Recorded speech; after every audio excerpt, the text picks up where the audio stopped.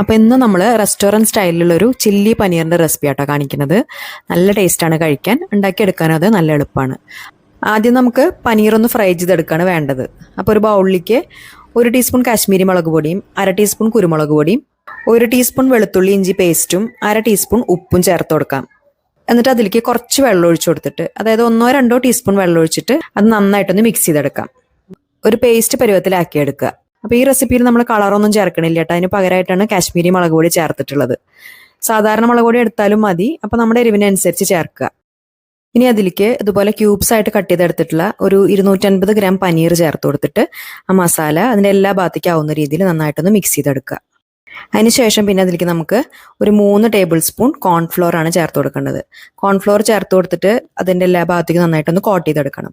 അപ്പോൾ ആദ്യം ഇതുപോലെ ഒന്നങ്ങോട്ട് ആക്കിയെടുത്തതിന് ശേഷം പതുക്കെ കൈ വെച്ചിട്ട് ഒന്നങ്ങോട്ട് മിക്സ് ആക്കി എടുത്താൽ മതി. പൊടിഞ്ഞു പോകാത്ത രീതിയിൽ എല്ലാ ഭാഗത്തേക്കും നന്നായിട്ടൊന്ന് കോട്ട് ചെയ്തെടുക്കുക. എന്നിട്ട് പിന്നെ നന്നായിട്ട് ചൂടാക്കി എടുത്തിട്ടുള്ള എണ്ണയിൽ മീഡിയം ഹൈ ഫ്ലെയിമിൽ വെച്ചിട്ട് വറുത്തെടുക്കാം. വെളിച്ചെണ്ണ എടുക്കരുത് കേട്ടോ. അതിന് വേണ്ടിയിട്ട് ഏതെങ്കിലും റീഫൈൻഡ് ഓയിൽ എടുത്താൽ മതി. ആ പുറം ഭാഗമൊക്കെ ഒന്ന് ക്രിസ്പി ആയി വരണം. ഇതുപോലെ എല്ലാ ഭാഗവും നല്ലൊരു കളറായി കഴിയുമ്പോൾ പിന്നെ കോരി മാറ്റാം. ഇനി അതിൻ്റെ സോസ് റെഡിയാക്കാൻ വേണ്ടിയിട്ട് ഫ്രൈ ചെയ്യാൻ എടുത്തിട്ടുണ്ടായിരുന്ന ഓയിലിൽ നിന്നൊരു 2 ടേബിൾ സ്പൂൺ ഓയിൽ നന്നായിട്ട് ചൂടായി വരുമ്പോൾ ആദ്യം ഒരു 1/2 ടേബിൾ സ്പൂൺ ഇഞ്ചിയും 1 ടേബിൾ സ്പൂൺ വെളുത്തുള്ളിയും 2 പച്ചമുളകും ചെറുതായി കട്ട് ചെയ്തിട്ട് ചേർത്തിട്ട് പെട്ടെന്ന് തന്നെ നന്നായിട്ട് അങ്ങോട്ട് വഴറ്റിയെടുക്കാം.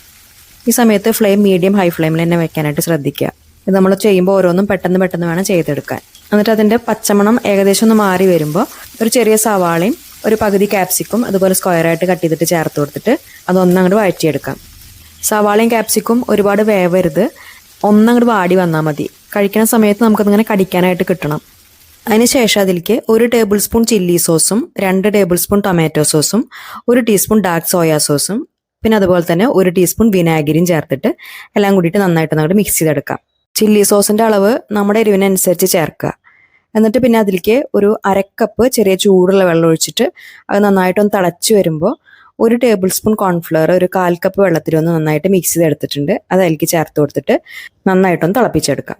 ഈ സമയത്ത് തന്നെ അതിലേക്ക് ആവശ്യത്തിനുള്ള ഉപ്പും ഒരു 1/4 ടീസ്പൂൺ പഞ്ചസാരയും ചേർത്ത് കൊടുക്കണം. എന്നിട്ട് ആ കോൺഫ്ലവറിൻ്റെ പച്ചമണക്കം നന്നായിട്ടൊന്ന് മാറി വരുമ്പോൾ നമ്മൾ വറുത്ത് വെച്ചിട്ടുള്ള പനീർ അതിലേക്ക് ചേർത്ത് കൊടുത്തിട്ട് നന്നായിട്ട് മിക്സ് ആക്കി എടുക്കുക.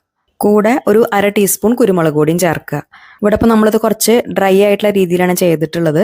ഗ്രേവി ആയിട്ട് വേണമെങ്കിൽ അപ്പോൾ വെള്ളത്തിൻ്റെ അളവ് കുറച്ച് കൂടുതലായിട്ട് ചേർത്ത് കൊടുത്താൽ മതി.